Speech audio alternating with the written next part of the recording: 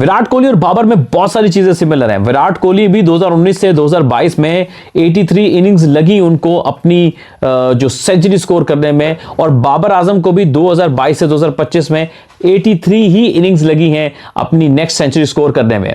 अब दोनों में जो सिमिलैरिटीज हैं वो बहुत ज्यादा हैं। फॉर एग्जांपल दोनों पंजाबी हैं, पंजाबी बैकग्राउंड से ताल्लुक रखते हैं, इसलिए पंजाबी उनकी फर्स्ट लैंग्वेज है। दोनों राइट हैंड बैट्समैन हैं और दोनों वनडे क्रिकेट को रूल कर चुके हैं, और दोनों की जो सेंचुरी में जो एक गैप आया था वो भी एक जितनी इनिंग्स का है। हाँ, विराट कोहली ने उस वक्त तक बहुत बड़ी सेंचुरी स्कोर कर ली थी। अगर मैं उसकी थोड़ी डिटेल आपके सामने रखूं तो विराट कोहली ने उस वक्त स्कोर की थी इतने बड़े गैप के बाद अपनी जो है वो 71st सेंचुरी, और बाबर आजम ने ओवरऑल इंटरनेशनल क्रिकेट में 32nd सेंचुरी अपनी स्कोर की है।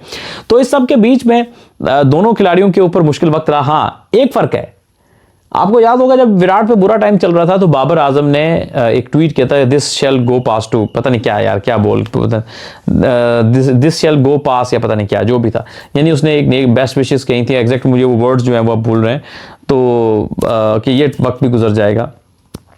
और उसके बाद जो है वो कई लोग ये तवक्को कर रहे थे कि बाबर पे बुरा वक्त स्टार्ट हो गया है, क्योंकि जो ही विराट का बेहतर टाइम स्टार्ट होता उधर से बाबर का बुरा टाइम स्टार्ट हो गया था। लगता है ऊपर नीचे चीजें लगी हुई थी दोनों की।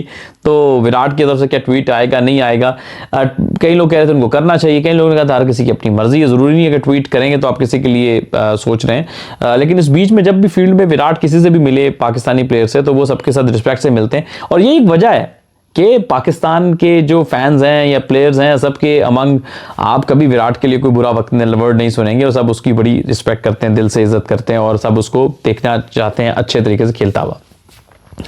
और एक कई तो पाकिस्तानी प्लेयर्स की या फैंस की विश रहेगी कि विराट पाकिस्तान आकर खेलते, और पाकिस्तान में से वो हम भी उनको अपनी आंखों के सामने खेलता हुआ देखते हैं। लेकिन इंटरेस्टिंग फैक्ट ये है, बहुत सारों को पता होगा आप में से, और कुछ को नहीं पता होगा उनके लिए, कि 2006 में इंडिया की अंडर-19 टीम ने टूर किया था पाकिस्तान को। विराट कोहली आए थे पाकिस्तान, और रावलपिंडी भी आए थे, और बड़ी आपको पिक्चर्स अभी भी इंटरनेट पे मिलेंगी।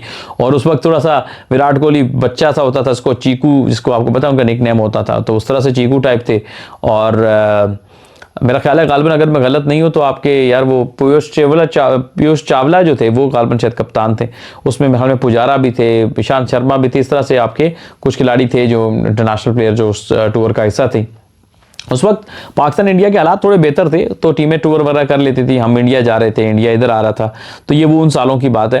और जाहिर है कि विराट को याद होगा वो पाकिस्तान का टूर, लेकिन जाहिर है उस वक्त वो एक स्टार नहीं थे, उस वक्त एक डिसेंट खिलाड़ी थे। अंडर-19 पे जाहिर आप सब प्लेयरों को इतने जानते नहीं होते, और उस दौर में सोशल मीडिया नहीं होता था, तो सोशल मीडिया का ज़माना नहीं था, जिसकी वजह से इतने प्लेयर्स का पता नहीं चलता था। अगर उस दौर में सोशल मीडिया होता तो शायद पता नहीं क्या कुछ हो चुका होता।